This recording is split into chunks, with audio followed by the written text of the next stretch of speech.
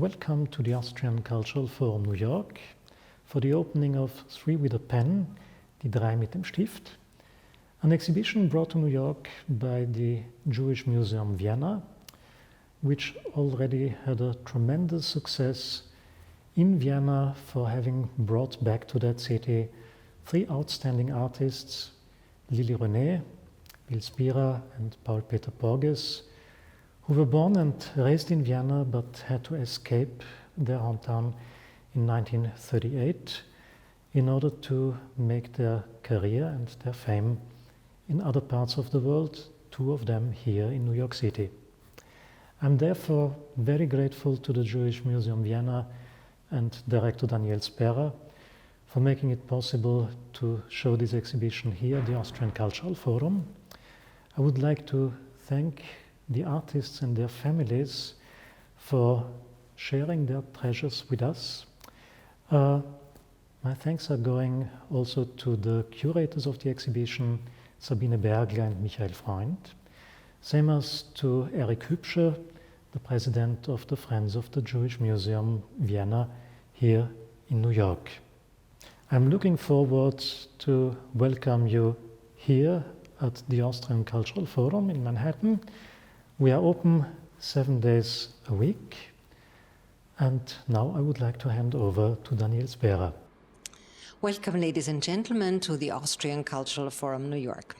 My name is Danielle Spera, and as the director of the Jewish Museum Vienna, I'm sending you my greetings from the Austrian capital. We want to introduce you to a wonderful exhibition that was produced by the Jewish Museum Vienna. Three with a Pen. It is the fourth time that the Jewish Museum Vienna is presenting one of its exhibitions on 52nd Street in the middle of Manhattan. I'm very sorry that we cannot be with you, but the pandemic makes traveling at the moment nearly impossible. Our exhibition Three with a Pen highlights the work of three outstanding artists, Renée, Paul Peter Porges and Bil Spira.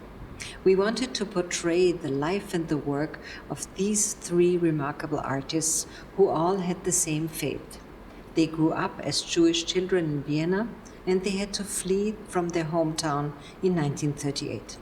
They survived under dramatic circumstances, found a new home in a new country, and started their careers in exile. In New York and in Paris, they turned into artists and important players in the world of comics and cartoons.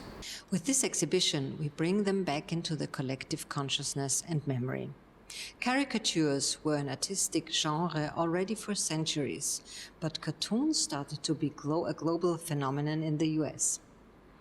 A lot of these artists came originally from Europe. In the United States, they also experienced anti-Semitism when the publishers refused to hire Jewish artists.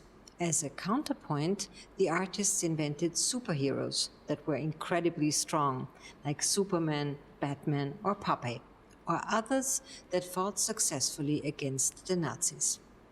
Renée fled Vienna as a girl and managed to survive with a children's transport to England. Later, she found refuge in the US, where she became an illustrator, a fashion and textile designer, and a cartoonist. We have to thank Renée and her family for their support. Bil Spira managed to get to France, where he produced false passports for refugees, for which he was arrested, and luckily he survived the concentration camps and made a career as an illustrator. Our thanks go to the Spira family and to Jan Erik Wieselberg. Paul Peter Porges made it via children's transport to France. His grandmother gave him this pullover for the trip. She put the three letters of his initials on the pullover, and PPP became his nickname throughout his life. PPP later settled in New York with his wife Lucy, who had also come from Vienna. His incredible and unforgettable cartoons appeared in Mad Magazine and in The New Yorker. His daughters Vivette and Claudia keep his memory alive. We thank them a lot. You will experience a very special design on our poster, but also in the exhibition itself. Here I would like to point out the work of our graphics designer Stefan Fura. I want to thank him, but of course also for the creative work Sabine Bergler and Michael Freund, who were the curators of this exhibition. Lille Renée war die Wienerin, die nach New York gekommen ist, dort als Junge einen Job angenommen hat, und zwar in einem Metier, das sie gar nicht gekannt hat, nämlich Comicstrips, wo sie sehr gut, sehr bekannt geworden ist. So bekannt, dass sie viele Jahre später einen Comic-Oscar für ihre Arbeit bekommen hat.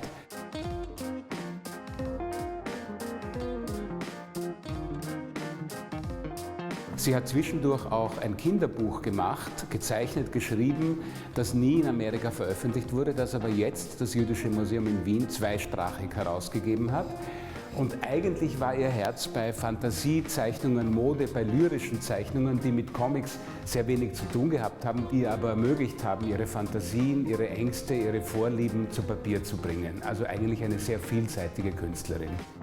Bil Spira zeichnet sich durch einen unglaublich feinen und leichten Strich aus. Er hat es geschafft, mit nur ganz wenigen Strichen Menschen zu porträtieren, unverkennbar festzuhalten und oft auch in einem Zug. Also er musste nicht oft ansetzen, sondern hat mit einem Zug durchgezeichnet, so wie man es hier zum Beispiel bei diesem Porträt von Hans Zimmig sieht. Und was man in all seinen Porträts sieht, dass er eigentlich die Menschen sehr gern gemocht hat. Er hat sie zwar karikiert, aber immer liebevoll ironisch.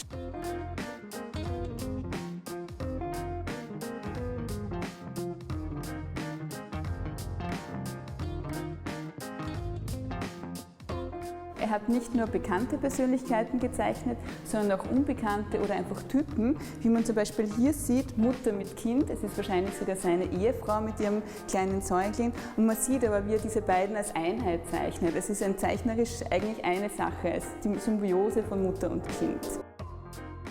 Paul Peter Porges hat schon als Kind leidenschaftlich gern gezeichnet. Das hat sich dann auch durch sein ganzes Leben durchgezogen.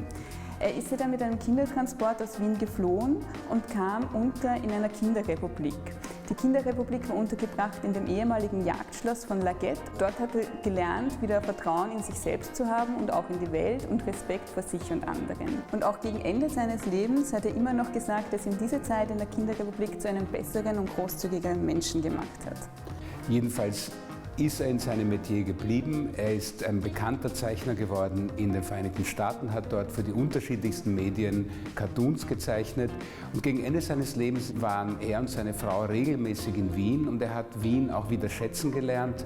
Und das hat sich auch in seinen Zeichnungen niedergeschlagen, zum Beispiel in einer, wo er sich überlegt hat, wie Sigmund Freud wohl reagiert haben mag, wie er in Amerika bei seiner ersten und einzigen Reise plötzlich einen Bananasplit vor sich gesehen hat. Hello, my name is David Porges, greeting you from New York City. My sister Claudia is Zooming from her home in Jamaica. We are both happy and honored to welcome you to the second opening of Three with a Pen. We were fortunate to have been at the first opening in Vienna in 2019, representing our late parents proudly, then and now. Vienna and New York City happen to be exactly the two cities that informed our father's life and career, which makes this extra special. We hope you'll enjoy seeing the arc of our Papa's drawing and cartooning work, spanning from his childhood in Vienna during the rise of Hitler, his adolescence fleeing the Nazis, his eventual immigration to New York, and his career as a popular cartoonist, starting when he was in the US Army for Stars and Stripes, and on to the Saturday Evening Post, Playboy, The New Yorker, Mad Magazine, and many others. We want to thank everyone involved for making this wonderful exhibit happen, especially Werner Hanneck, Danielle Spera, Michael Freund, Sabine Bergler, and Michael Haider. Thank you so much. We're so excited.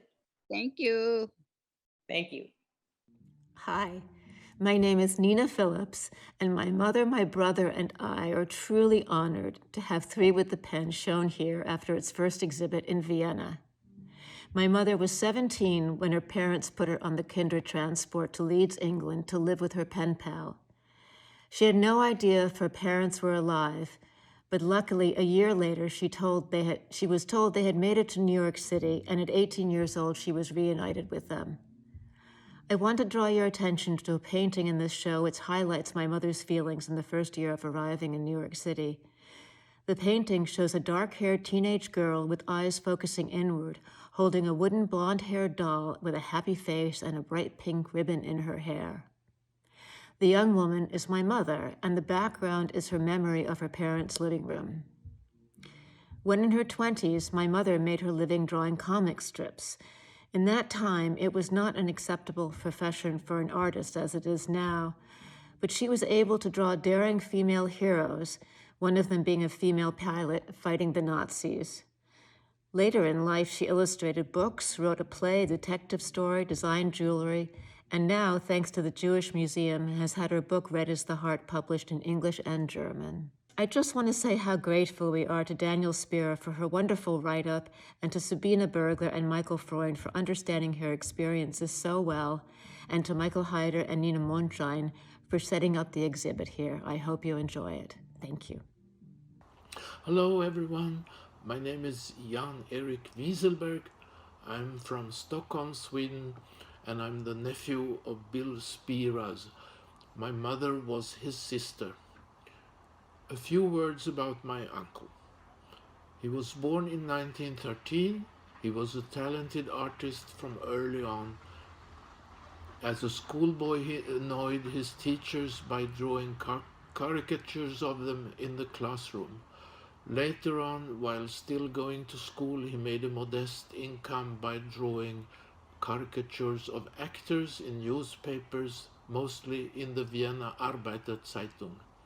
His father also worked for the same paper, but in a lower capacity. He didn't like what he saw, but everybody else obviously did. Later on, Bill went to art school in Vienna, and he did a bit of everything. Painting, of course, but also writing and cartooning in newspapers and in magazines.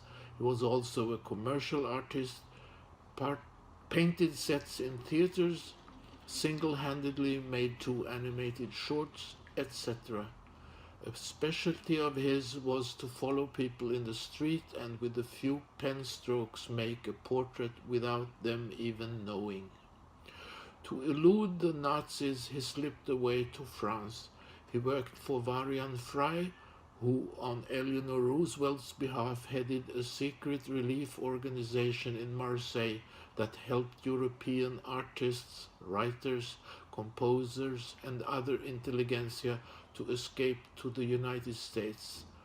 Bill's task was to forge passports for these people. I'm sure he expected to forge a passport for himself to come to the US, but it didn't happen. He was the only one of the 3 Austrians with a pen who was not allowed inside.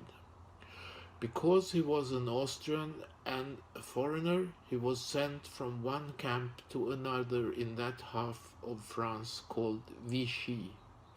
In 1942, he was taken to Eastern Europe by cattle train and had to endure one infamous concentration camp after another. When the war ended in 1945 and the gates of Theresienstadt finally opened, he was a skeleton who weighed 77 pounds, 35 kilo, more dead than alive. At last he was back in Paris, and the second part of his life was yet to begin. My uncle was my hero, and I always wanted to be like him. He was so talented and so funny.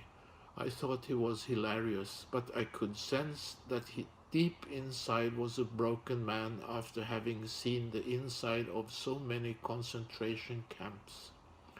Even though he was eventually able to make a good living in France for the remainder of his life, I often wonder what would have become of him if he had been allowed to enter the United States and been spared all those years in captivity. But finally Bil Spira has arrived in America thanks to this exhibition. Thank you for listening. Hello, this is Eric Huebscher, the president of the Friends of the Jewish Museum Vienna, our U.S. not-for-profit organization. I'd like to welcome everybody and encourage everyone to visit the Austrian Cultural Forum for our new exhibit, 3 with a Pen. I'd like to also thank the Austrian Cultural Forum for their continued support, generosity, and accommodations in having us be able to present this beautiful exhibit so that the public can see it. It's currently open with appropriate socially distanced protocols in place, and we'd all like to welcome you and hope to see you at the Austrian Cultural Forum very soon. Thank you.